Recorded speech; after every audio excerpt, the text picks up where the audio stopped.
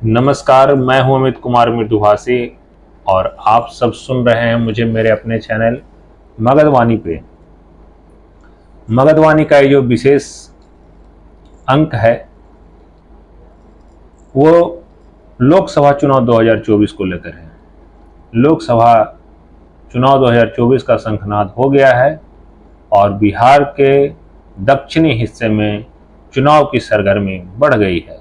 यहाँ पर तापमान बढ़ा हुआ है। ऐसे तो देखा जाए तो सूरज दादा भी अपनी गर्मी दिखा रहे हैं, साथ के साथ प्रत्याशियों का भी गर्मी सतह पर दिख रहा है। हर कोई हुंकार भर रहा है कि जीत तो मेरी ही होगी और साथ के साथ रात में गोलबंदी भी हो रही है। लेकिन इसी गोलबंद में जो कई सारी बातें उठकर आ रही हैं वो बड़ा ही विचित्र है। क्या उसका जो रिजल्ट है या उसका जो तर्क है वो यही है कि इस बार भी जितने भी जीते हुए सांसद हैं क्षेत्र के, उनके जो कामों की समीक्षा की जाए तो वो कहीं ना कहीं उसमें निष्फल दिख रहे हैं। कोई भी ऐसा सांसद नहीं है वर्तमान के जो सीटों पे चुनाव हो रही है जिनके काम का ग्राफ देखा जाए तो विकास को इंगित करता है। इस बार भी वो मोदी नाम के माला जपकर ही जीत अपनी सुनिश्चित करना चाहते हैं। अब बताइए ऐसा क्यों है? आपको 5 साल मिलता है अपने क्षेत्र में विकास करने के लिए, आप करते क्या हैं? अपने चंद जो ठेकेदार लोग हैं उनके बीच में जाते हैं, उनसे मिलते हैं और वहीं तक आप सीमित रह जाते हैं। और जब 5वां साल आता है चुनाव का तो आप पूरे क्षेत्र में दौरा करने लगते हैं, घूमने लगते हैं और वोट हर तरह की दुहाई देते हुए वोट को अपने तरफ करने का प्रयास करते हैं और वहीं पर विरोध होता है और आप निष्फल होने लगते हैं। फिर आपका जो तंत्र होता है उसमें धन आता है और धन के द्वारा आप वोट को टर्न आउट करना चाहते हैं। ये दुर्भाग्य है इस देश का कि जहां पर विकास से बड़ा जाति है और धन है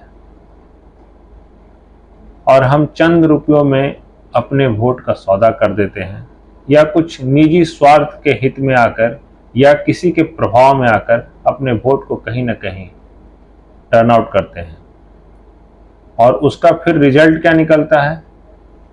हम वैसे प्रत्याशी को चुन लेते हैं जो फिर 5 साल कुछ नहीं करता और वो ये जानता है कि जो ये 5 साल का फंड है मुझे मिल रहा है उसमें कुछ काम करके जो बचेगा उसको अपने पास रख के अगले बार फिर से इसका सदुपयोग करूंगा और फिर से लोकसभा पहुंचूंगा। खास करके बिहार में अभी ऐसा ही चल रहा है। हम यहाँ जात के नाम पर जीतते हैं, हम यहाँ धर्म के नाम पर जीत रहे हैं, हम विकास के नाम पर अभी तक नहीं जीत रहे हैं।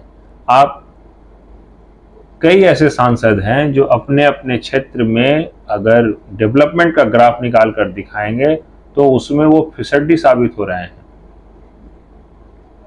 अभी फिलहाल देखा जाए तो लोकसभा चुनाव में औरंगाबाद का जो सीट है वहां पर कड़ी टक्कर दिख रही है और इस कड़ी टक्कर का जो कारण है वो अपने आप में ये सोचने पे मजबूर कर देती है कि आखिर 15 साल से जीतने वाले सांसद का इतना विरोध क्यों? 15 साल में लोकसभा का विनिंग कैंडिडेट अगर फिर से मोदी के नाम पर ही जीत सुनिश्चित करना चाहता है तो ये कहीं ना कहीं से बड़ा ही दुर्भाग्यपूर्ण है। सबसे बड़ी विडंबना ये है कि जो लोकसभा का परिसीमन होता है वो भी बड़ा ही अजब गजब होता है। क्षेत्र पूरा एक संसदीय क्षेत्र, एक जो जिला है, देखिए लोकसभा का जो चुनाव होता है वो जिलावार होता है। बिहार में कुछ ही जिले हैं जिनको मिला के एक लोकसभा क्षेत्र बनाया गया है। लेकिन औरंगाबाद की अगर हम बात करें तो औरंगाबाद का जो परिसीमन है औरंगाबाद से लेकर गया के क्षेत्र तक है। और सबसे बड़ी चीज क्या है कि जो दूरी है, जो डिस्टेंस है, वो डेवलपमेंट को कहीं ना कहीं प्रभावित करती है। अब 200 किलोमीटर के परिसीमन में या परिधि में एक सांसद का डेवलपमेंट वर्क जो होता है वो उतना सक्सेस नहीं हो सकता है। लेकिन अगर ये सीमित कर दिया जाए कि जो लोकसभा का जो क्षेत्र रहेगा उसका अपना जिला ही रहेगा, तो देखिए विकास का डंका कैसे बजता है। तो ये एक कारण है, हो सकता है कि यहाँ पर जो औरंगाबाद के माननीय सांसद रहे हैं उनसे चूक हुई हो इस कारण से, लेकिन 15 साल उन्हें मिला और उसके बाद भी उनके विरोध में स्वर काफी ही मुखर हैं। और आपको जीतने के लिए सबसे बड़ी चीज है कि आपको जीतने के लिए सारी जातियों के वोट की जरूरत होती है। राजद ने जो अपना अभी अभय कुशवाहा पर विश्वास जताया है, और विश्वास जताने का सबसे बड़ा कारण यह है कि इस परिसीमन में जो कुशवाहा जातियों का वोट है वो बहुत बड़ा है। और जो समीकरण है, माई समीकरण जिसे बोलते हैं, तो इस बार माई समीकरण ही नहीं है केवल, इस बार माई समीकरण के साथ साथ स्वयं के कैंडिडेट का जो जाति का समीकरण है वो भी बहुत बड़ा इंपॉर्टेंट फैक्टर है। औरंगाबाद जो लोकसभा क्षेत्र है उसको चित्तौड़गढ़ कहा जाता है, और ऐसा हेडलाइन चलाया जा रहा है कि क्या चित्तौड़गढ़ फतह कर पाएगी राष्ट्रीय जनता दल। और इस जो लड़ाई है, इस लड़ाई में 19 और 20 का जो ये हम कहते हैं, तो अभी तक जो राष्ट्रीय जनता दल के उम्मीदवार हैं वो कड़ी टक्कर दे रहे हैं। जो लोकसभा क्षेत्र जो है औरंगाबाद, उसका जो बसावट है उस पर अगर आप देखेंगे, एक वारगी से निगाह डालेंगे, तो अंबा और कुटुंबा से लेके सलैया, इमामगंज, रानीगंज, गुड़ारू और गुरुआ, ये जो क्षेत्र है वो पूरा जो क्षेत्र है वो कुशवाहा बहुल है। यहाँ अच्छी संख्या है इनकी, और फिलहाल उनका जो पूरा और पूरा रुझान है वो अभय कुशवाहा की तरफ है। और इसके कई कारण भी हैं।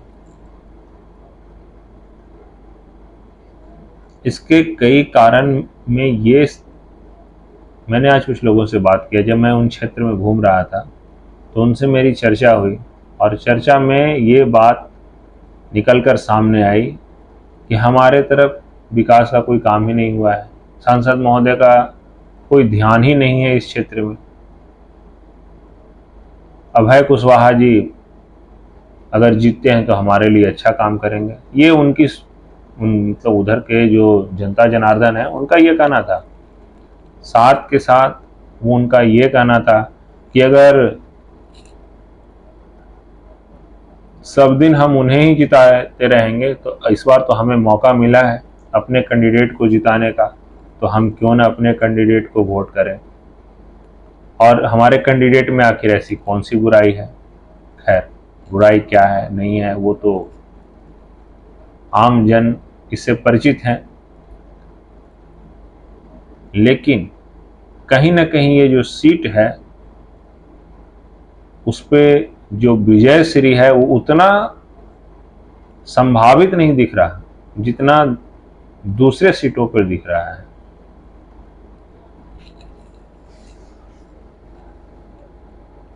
और इस कारण से ये सीट 400 पार के कंडीशन में फंसी हुई दिख रही है। और यही कारण है कि देश के और भारतीय जनता पार्टी के दिग्गज लीडर अमित शाह जी को, जिनको भारतीय जनता पार्टी का चाणक्य भी कहा जाता है, उनको आज आकर इस क्षेत्र में चुनावी रैली को संबोधित करना पड़ा है।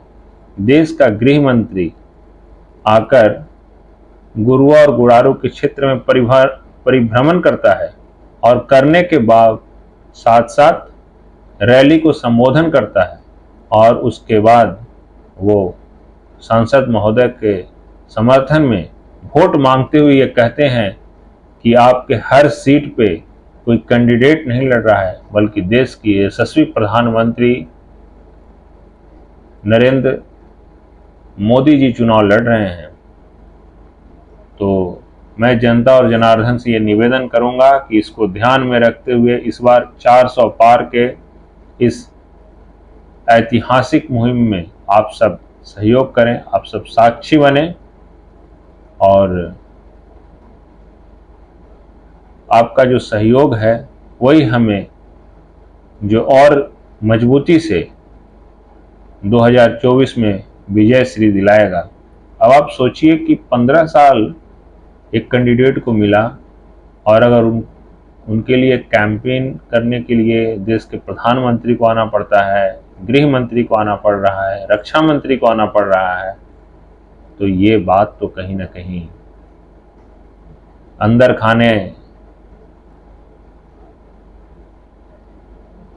समस्या की जो सुई है उसकी तरफ इंगित तो करती है। और देखिए, जीतने के बाद 5 साल जो कैंडिडेट होता है वो राजा की तरह होता है, लेकिन जब उसे लोकतंत्र में फिर से चुनाव लड़ने के लिए आना पड़ता है तो उससे बड़ा रंक कोई नहीं है। हर दरवाजे को उसको जो दरवाजे का सांकल है ना उसे बजाना पड़ता है। लेकिन अगर वही कैंडिडेट विकास के कामों का लेखा जोखा अगर सही से पेश करे तो मुझे नहीं लगता कि उसे इस तरह की समस्या से दो चार होना पड़ता होगा। खैर, आज का जो लोकतंत्र है वो अपनी अलग दिशा में बढ़ रहा है। जब से ये सोशल मीडिया का शुभारंभ हुआ है, चुनाव और ही कठिन होते जा रहा है, लेकिन उसके बाद भी अगर एक सच्चा प्रयास किया जाए तो उसके सार्थक परिणाम अवश्य निकल कर आएंगे। चुनाव जो है वो 19 तारीख को है। 19 तारीख को जनता के द्वारा अपने अपने नेताओं के पक्ष में वोटिंग होगी और उसी दिन तय होगा कि कौन जीतेगा और कौन हारेगा। और ये जो रुझान आते हैं, जो उस दिन का रुझान आएगा जब शाम को, जब टीवी पे बड़ी बड़ी मीडिया चैनल ये बोलते हुए दिखेगी कि सबसे पहला तेज और सबसे तेज रुझान हमारे तरफ से, तो वो हम लोग देखेंगे और जो वो विश्लेषण करेगा उसे सही गलत मानकर आगे जब जिस दिन काउंटिंग होनी है उस दिन तो पता चल ही जाएगा कि कौन जीतता है। लेकिन मोटे तौर पर मैं यही कहूँगा कि औरंगाबाद लोकसभा चुनाव को आसान नहीं माना जाए। बड़ी कांटे की टक्कर है और बड़े ही कम वोट के अंतराल से हार और जीत का पैमाना तय किया जाएगा। तो आज के लिए इतना ही। जैसे जैसे जानकारियां आएगी मैं आप सबों को साझा करूंगा। और आज का ये जो विशेषांक है वो चित्तौड़गढ़ दुर्ग पे जो परेशानी आ गई है उसी का ये विश्लेषण है। न मैं वहां का वोटर हूं और ना मैं किसी का विरोधी हूं। जो बातें सामने आई उसे साझा किया है आप सबों के साथ। अगर मेरा ये विशेषांक आपको अच्छा लगता है तो आप हमारे चैनल को सब्सक्राइब करें, लाइक और शेयर करें। शुभ रात्रि।